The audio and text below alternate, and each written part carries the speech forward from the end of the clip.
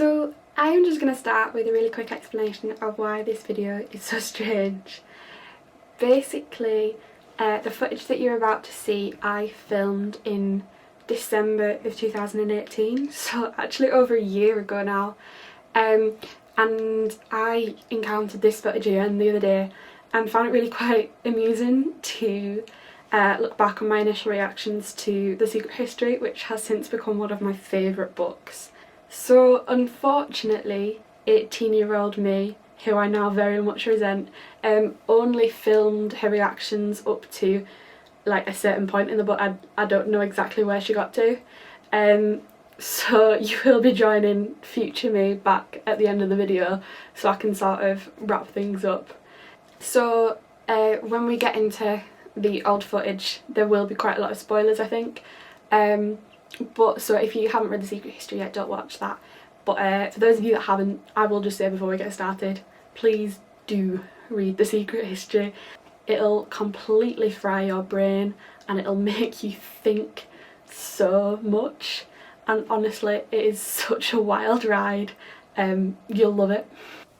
Hiya, so I'm Freya and it's been a good couple of years since I last posted anything on this channel, but in the last literally few weeks I've been doing a lot of reading for the first time in a long time. I've been loving it, and as a consequence I've obviously become a lot more interested in booktube again, and then again as a consequence I've suddenly had this desire to start making videos again, which hopefully is something I'll be keeping up with and should be really good fun. But what I'm wanting to talk about at the moment is the book I'm currently reading, which is a book I've been meaning to read literally forever because just everyone goes on about it. I swear everyone's read it except me, and that is The Secret History by Donna Tartt.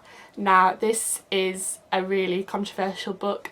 I know people who absolutely hate it, I know people who think it's the best thing they've ever read, but everyone's got an opinion on it, and for that reason I think it'll be really interesting for me, at least, looking back retrospectively one day to see what my thoughts were as I read it. So at this point I've read 2 chapters, but I should note that 2 chapters in the world of Donna Tartt is 113 pages. I'll be honest, I have been leaving little notes where I think she should have started a new chapter, and my mum did find it quite amusing that I've been leaving notes for Donna Tartt, one of this century's most respected authors. But yeah, I've got a lot of thoughts already in this first 113 pages. I mean, the characters to start with, absolutely despicable, a lot of them. Least favourite obviously is Bunny. He's just disgusting, the way he talks about women, the way he talks about gay people, it just actually makes me feel sick.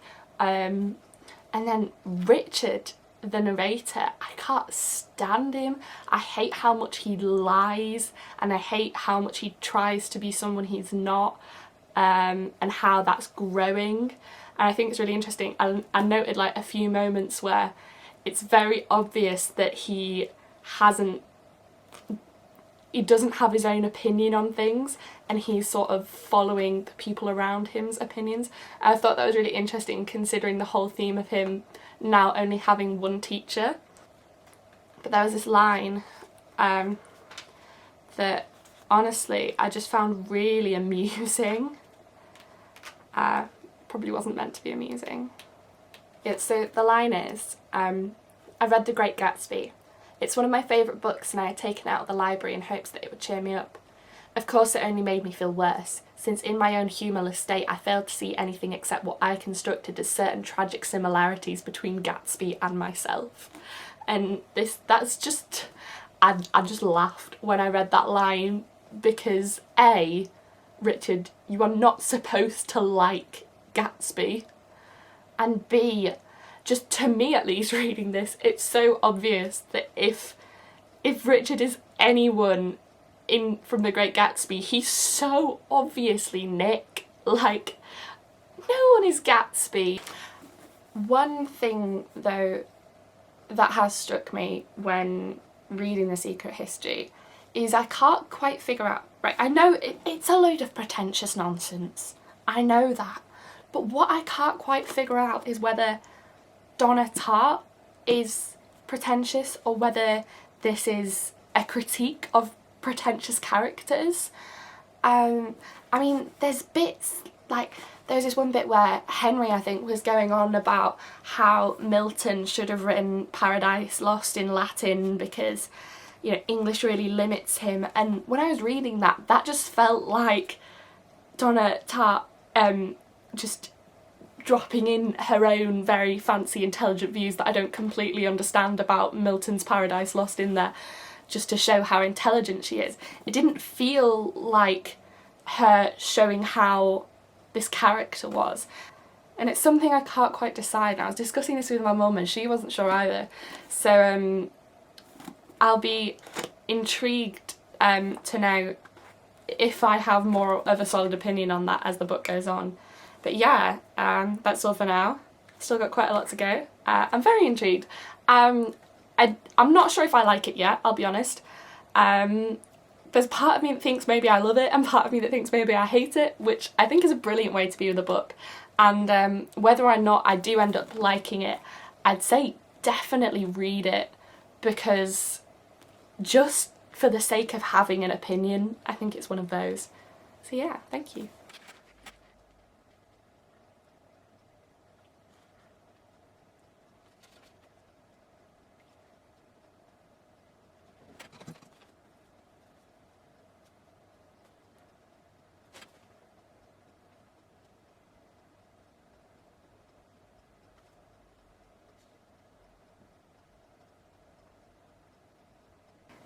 So I've finished chapter 3 and I'm a little bit into chapter 4. Thoughts at the moment, I'm really enjoying it actually. I'm finding it quite gripping even when nothing much special is happening, and I think that's a lot down to the writing style. But at the moment the character I'm most intrigued by is Henry. I don't know what it is about him, but I'm just finding him really interesting. So I'm intrigued to know if we learn anything more about him, because there's quite a lot of, I think at least at the moment, mystery surrounding Henry. He's a bit of an odd figure.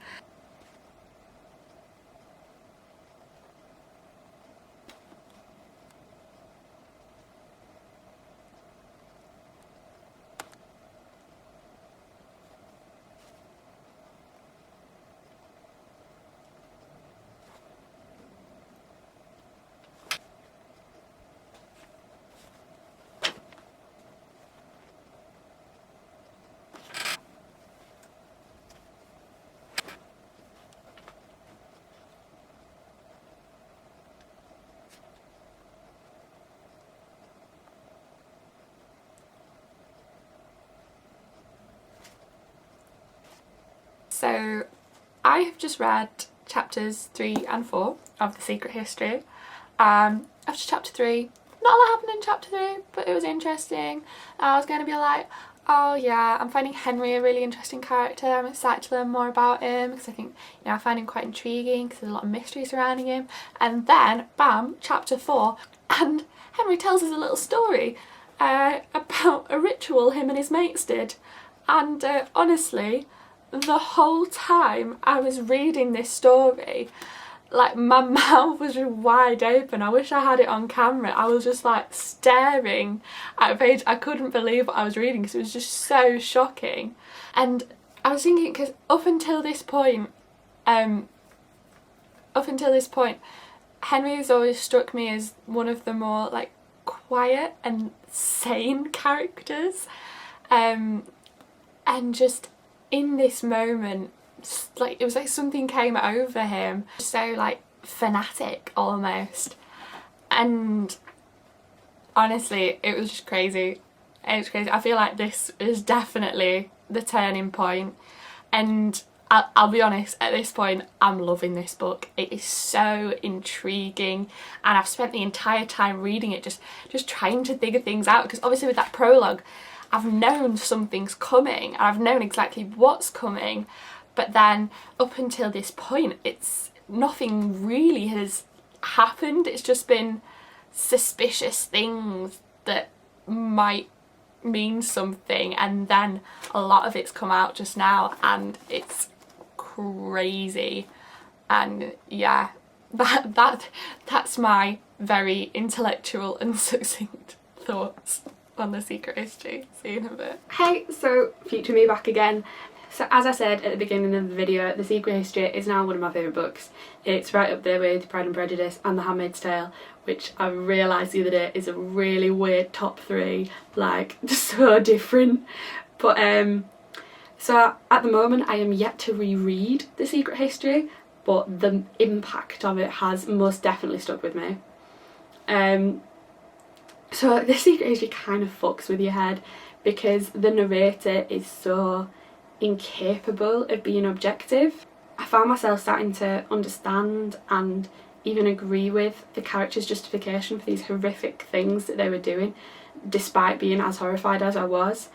And I remember sort of understanding that what they had done was inevitable and it had to be done, and I remember having to sort of like take a step back from it and being like, no, they really didn't have to do that. It is absolutely terrible that they did that.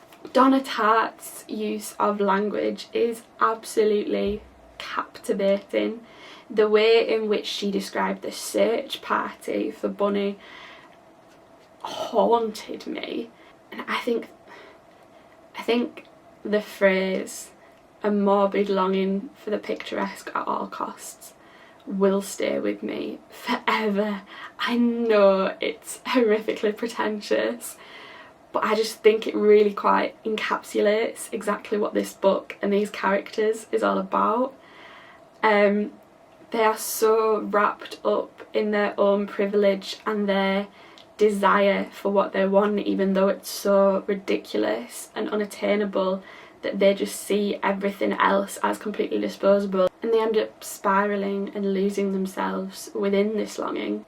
I think specifically the phrase morbid fascination describes perfectly my reading experience. Just watching these events unfold in a sort of paralysed horror, and yet finding so much beauty and intrigue amidst it all. So yeah, I'm sorry this video is so incomplete. As I say, I read The Secret History over a year ago, so I'd struggled to do a properly comprehensive detailed review as much as I wish I had done that when I originally read it. But yeah, as a book it absolutely stays with you, and I love thinking and talking about this book. Dark academia as a genre, as an aesthetic, has now become like my absolute guilty pleasure. I adore it.